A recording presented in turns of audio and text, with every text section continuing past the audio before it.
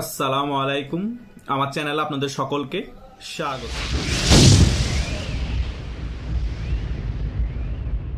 বাংলা একটি প্রবাদ আছে, সালনাই কুত্তার বাগাতার নাম।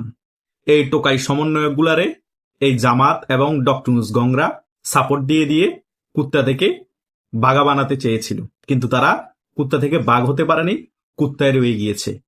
কিছুদিন আগে এই ওসমান হাদিকে পিছের থেকে সাপোর্ট দিয়ে দিয়ে জামাত ইসলামী কুত্তার উপর সাল লাগিয়ে বাঘ বানাতে চেয়েছিল। যখন পারেনি তখন তাকে কনভিন্স করে তাকে বলি দেওয়া হয়েছে। বলি দিয়ে তাকে এখন শেখ মুজিবের পর্যায়ে নিয়ে যাওয়ার জন্য বিভিন্ন জায়গায় প্রমোট করা হচ্ছে। এই আজকে আবার আরেক জায়গায় আরেক নাটক শুরু করে দিয়েছে এই জামাত ইসলাম এবং টোকাই এনসিপিরা। গতকাল রাতেই নাকি নাহিদ ইসলামের নির্বাচনী কার্যালয়ে এলোপাথারি গুলি করা হয়েছে। কতজন আহত হয়েছে, কেউ কি মারা গিয়েছে তার কোনো খবর পাওয়া যায়নি। তার মানে এটা কি নাহিদ ইসলাম নিজে করিয়েছে, নাকি সেম ও ওসমান হাদির মতো জামাত ইসলামী এলোপাতারি গুলি করিয়ে একটি আতঙ্ক সৃষ্টি করতে যাচ্ছে? এই নাহিদ ইসলামকে পিছে থেকে জামাত ইসলামী এবং ডক্টর ইউনূস গঙ্গে সাপোর্ট দিয়ে কুত্তা থেকে বাঘ বানাতে চেয়েছিল, এখনো চাচ্ছে। দেখতে পাচ্ছে কোনোভাবেই এই পাটলা নাহিদকে কুত্তা থেকে বাঘ বানাতে পারছে না। সেই কারণে তারা নিজেরাই গুলি করিয়ে তাকে আবার হাইলাইটসে আনার চেষ্টা করছে, জনমনে একটি সিম্পেথি নেওয়ার চেষ্টা করছে।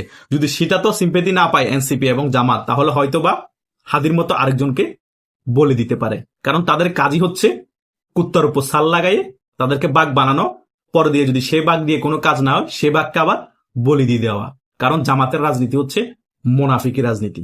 তারা কাকে কখন বলি দিয়ে দেয় বোঝা যায় না।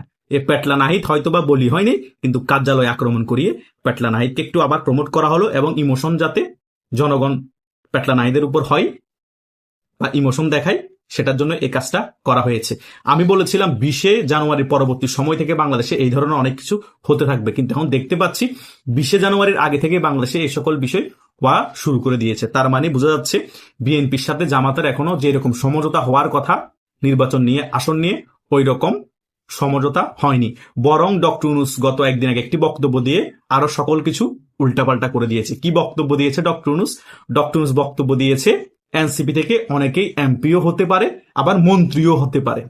তার মানে বুঝে গিয়েছে ডক্টর ইউনূস কি তাদেরকে জোর করে পাতানো নির্বাচনের মাধ্যমে অনেকজনকে এমপি বানিয়ে ফেলবে, এবং এমপি বানিয়ে ফেলে কি মন্ত্রীও বানাই দিবে।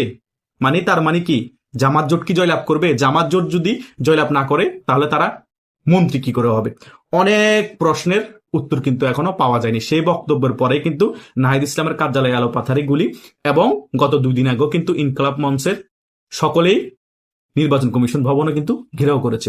ডক্টর ইউনূস মেহি রাজা মেহি মন্ত্রী। ডক্টর ইউনূস নিজেই নির্বাচনের তফসিল ঘোষণা করছে, আবার যাতে নির্বাচন পিছিয়ে যায় সেজন্য আবার এই সকল কাণ্ড কারখানাও শুরু করে দিয়েছে। শুধু তাই নয়, এইদিকে জামাত ইসলামী এবং এনসিপি জোটকে ক্ষমতায় আনার চেষ্টা করছে, এবং কি করতে যাচ্ছে ডক্টর ইউনূস তিনি সেটাও বুঝতে পারছে না। কতক্ষণ মনে হচ্ছে সে বিএনপির কোলে উঠে বসে আছে, ওয়াকারুজ্জামানের সাথে সংঘাত চলছে, কারণ বিএনপির কোলে উঠে বসে থেকে বিএনপিকে ক্ষমতায় এনে দিয়ে তিনি রাষ্ট্রপতি হতে যাচ্ছে। আবার ওনার কতক্ষণ পরে বক্তব্যতে তিনি বলছে এনসিপির অনেকে এমপি হতে পারবে, মন্ত্রীও হয়ে যাবে।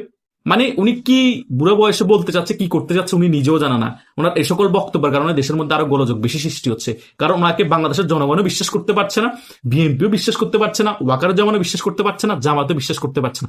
এবং উনি কি বক্তব্য দিচ্ছে উনি নিজের উপর নিজেও বিশ্বাস করতে পারছে না। সমস্যা ওনার না, সমস্যা হচ্ছে ওনার বয়সের। ওনার বয়স এখন 88 বছর, 87 বছর গত 1 বছর আগে ছিল। তার মানে এই বয়সে যে উনি এখনো প্রধান উপদেষ্টার চেয়ারে বসে আছে, সেটাই হচ্ছে বড় কিছু। এখন যত তাড়াতাড়ি সম্ভব ওনাকে এই উপদেষ্টা চেয়ার থেকে সরিয়ে দিতে হবে, বা নিজে সরে যেতে হবে। ওনাকে রাষ্ট্রপতির চেয়ারও বসানো যাবে না নির্বাচনের পরে, কারণ তিনি ওই পর্যায়ে নাই। উনি ইমব্যালেন্স হয়ে গিয়েছে। কখন কি চিন্তা করে, কখন কি বক্তব্য দেয়, কখন কি করবে, ওনার ওই যে স্টেবল অবস্থা ওইটা এখন নাই। তাই আগামীতে এরকম নাহিদ ইসলামের মতো আরো কতজনের কার্যালয়ে পাতানো গুলি করা হয়, এবং এই যে হাদির মতো কতজনকে আবার পাতানো ভাবে বলি দেওয়া হয়, কিছুই বোঝা যাচ্ছে না। কারণ জামাত ইসলামের পক্ষে সকল কিছুই সম্ভব। এইদিকে নাহিদ হোসেন পাটোয়ারি, এই আমাদের যিনি আছেন মির্জা আব্বাস সাহেব, ওনাকে নিয়ে উল্টাপাল্টা কথাবার্তাও বলা শুরু করে দিয়েছে। এই সাহস কোথা থেকে পাচ্ছে?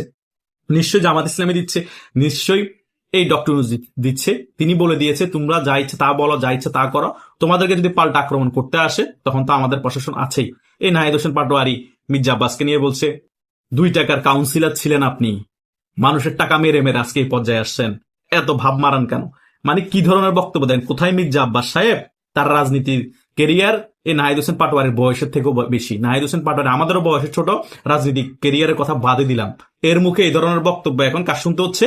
মির্জা আব্বাস সাহেবের শুনতে হচ্ছে। কেন শুনতে হচ্ছে? এই জামাত ইসলাম পিছে থেকে বেকিং দিচ্ছে, ডক্টর ইউনূস বেকিং দিচ্ছে। ডক্টর ইউনূস এখন কি আবার 360 অ্যাঙ্গেলে বিএনপির সাথে পলিটি হয়ে যাচ্ছে, যে আতারটা ছিল যে আমাকে রাষ্ট্রপতি বানাবেন, আপনাদেরকে ক্ষমতায় বসিয়ে দিব। ডক্টর যে কোনো মতো মুড সুইং করতেই পারে, কারণ এটা ওনার বয়সের দোষ। বয়সের কারণে অনেক কিছু প্রবলেম হয়, সে প্রবলেমটা মানে ডক্টর দেখা যাচ্ছে। দিনে এক কথা, রাতে এক কথা। দিনে একজনের সাথে বৈঠক বসে সমঝোতা করা, রাতে আরেকজনের সাথে সমঝোতা করে ফেলা। ওই জামাতের সাথে সম্পর্ক থাকতে থাকতে এই ডক্টর মধ্যে মুনাফিকি যে সকল চরিত্র আছে সকল কিছু চলে আসতেছে। তাই বাংলাদেশে যে আওয়ামী লীগ ছাড়া নির্বাচন হজবরল অবস্থা হবে, এটা আমরা আগে থেকেও জানি।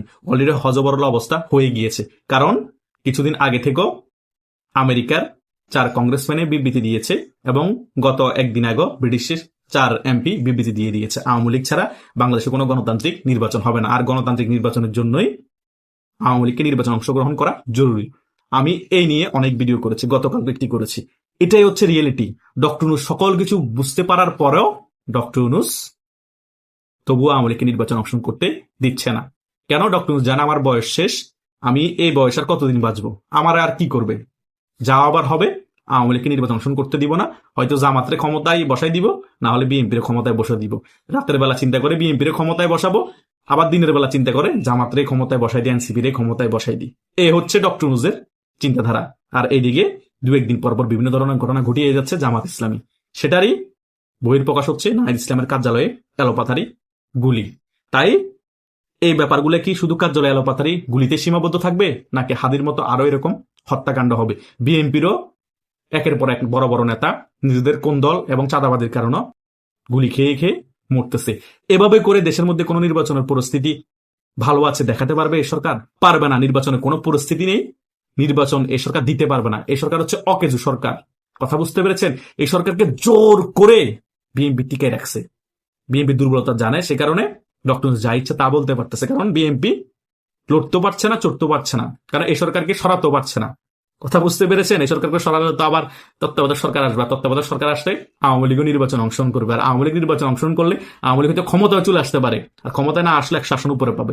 সেই ভয়ে বিএনপি দোটানায় পড়ে গিয়েছে। জামাত ইসলামী যা করতেছে, এনসিপি যা বলতেছে, সকল এমপি প্রার্থীরা সকল কিছু মুখ বুঝে সহ্য করছে। বিএনপি এখন শুধু মনে মনে চাচ্ছে কোন রকম একটা নির্বাচন দিয়ে দেখ, কোন রকম একটা নির্বাচন হোক, ডক্টর যতই সমর্থন করুক, সাপোর্ট দেয়, আমাদের কর্মী বাহিনী আছে, আমরা যে কোনো বিনিময়ে আমরা ক্ষমতায় চলে আসতে পারবো। এটাই বিএনপির মাথায় চলতেছে। এটাই হচ্ছে বাস্তবতা। আশা করছি আপনারা সকল বিষয় বুঝতে পেরেছেন। আপনাদের যদি কোনো মতামত থাকে কমেন্ট করে জানাতে পারেন। ধন্যবাদ সকলকে।